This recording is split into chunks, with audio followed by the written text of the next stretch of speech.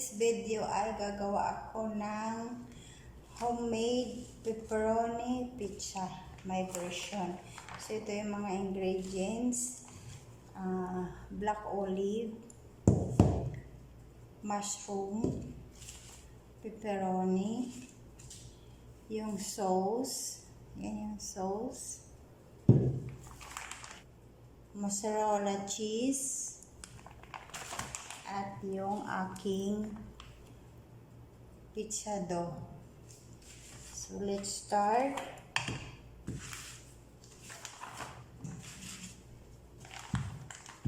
Ang natin gagawin ay lagyan natin ang dough ng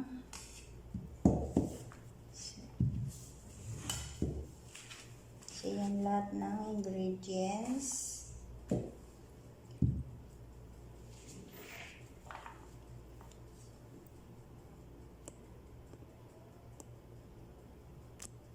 Yan ang ating ingredients. Lahat.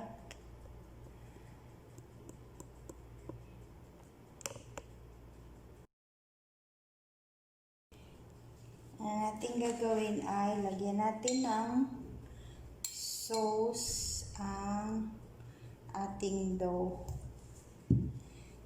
So, yan. Scattered natin. 2 tablespoon lang. Pangit naman yung maraming sauce. Okay.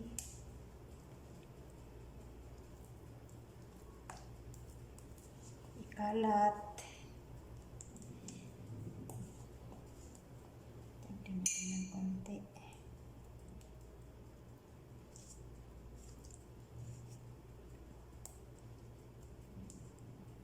Okay. Yan na. Then, lalagyan natin ng cheese. Mozzarella cheese.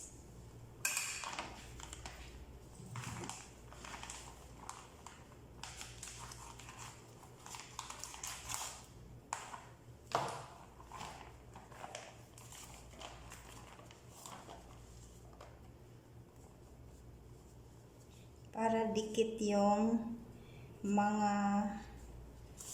ingredients natin dyan sa dough, lagyan natin siya ng mozzarella cheese. Okay.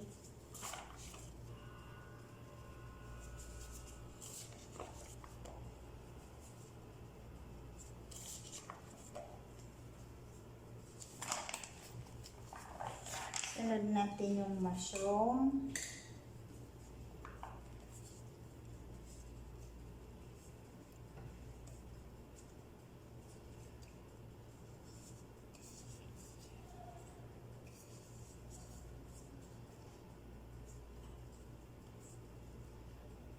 Damihan natin, homemade naman to, so dadamihan natin ng mga ingredients para masarap.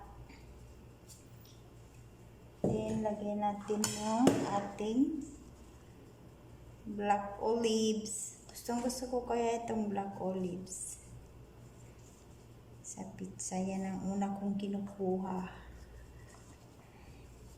Okay. I think it's enough. Then, lagyan na natin ulit ng cheese sa ibabaw. Huwag natin i-sobra dyan sa gilid para pag ma-melt yung cheese ay hindi siya lalabas, hindi siya matatapon. So, lagyan natin ng space.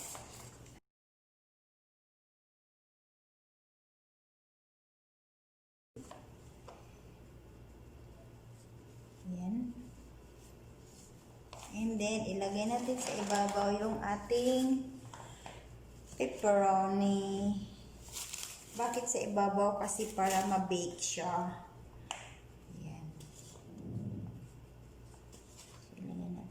Sa ibabaw. Okay.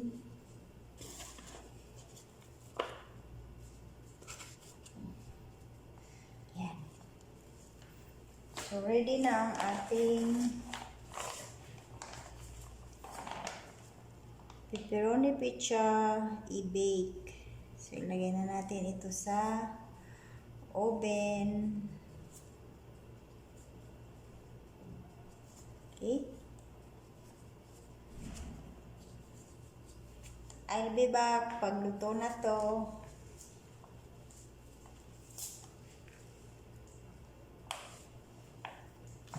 So, ayan na. Ready na siya for oven. So, see you later.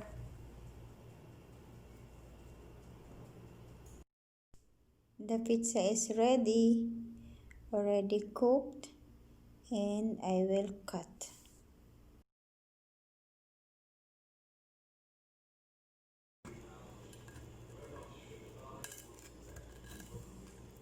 Oh, crunchy ang dough.